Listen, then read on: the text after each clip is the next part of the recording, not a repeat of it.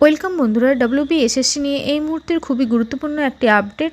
অবশ্যই আপডেটটি কী রয়েছে জানতে ভিডিওটি স্কিপ না করে প্রথম থেকে শেষ পর্যন্ত দেখুন, দিলে কিন্তু পুরো বিষয়টি আপনারা জানতে পারবেন। আমরা ইতিমধ্যেই জানি যে মহামান্য সুপ্রিম কোর্ট 2016 সালের যে এসএসসির পুরো প্যানেল সেটাকে কিন্তু বাতিল করেছে। তার ফলে কিন্তু বহু শিক্ষক এবং শিক্ষাকর্মী যারা রয়েছে তারা কিন্তু চাকরিহারা হয়েছে এবং ইতিমধ্যেই শিক্ষামন্ত্রীর সঙ্গে মিটিং করে তারা কিন্তু একটা সুরাহা করে যে তারা যোগ্যদের তালিকা সেটা বের করবে।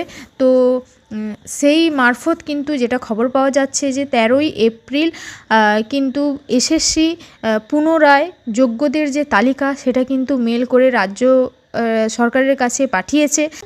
এবং যেটা জানা যাচ্ছে যে স্কুল শিক্ষা দপ্তর রাজ্যকে এই যে তালিকা পাঠিয়েছে, রাজ্যের যে জেলাগুলির যে ডিআই রয়েছেন তাদের কাছ থেকে কিন্তু বিভিন্ন তথ্য তারা কিন্তু সংগ্রহ করবেন। স্কুল শিক্ষা দপ্তরের কাছে কিন্তু আগের থেকেই অযোগ্যদের তালিকা ছিল, কিন্তু পুনরায় তারা এই 2016 সালের প্যানেল বাতিল যাওয়ার পরে আবার নতুন করে যোগ্যদের যে তালিকা সেটা কিন্তু তারা তৈরি করেছে এবং সেটা গ্রুপ সি 2016 সালের যে নিয়োগ প্রক্রিয়ায় গ্রুপ সি, গ্রুপ ডি, নবম, দশম এবং একাদশ, দ্বাদশের যে পৃথকভাবে কিন্তু এই তালিকা তৈরি হয়েছে এবং সেটি স্কুল শিক্ষা দপ্তর মেলের মাধ্যমে রাজ্যকে পাঠিয়েছেন এমনটাই জানা যাচ্ছে। এখন দেখার বিষয় সেই তালিকায় টোটাল কতজনের নাম সত্যি আসে এবং সেই তালিকা প্রকাশ করলে আমরা সেটা সবাই দেখতেও পাবো যে কতজন যোগ্য প্রার্থী রয়েছেন সেই তালিকায়।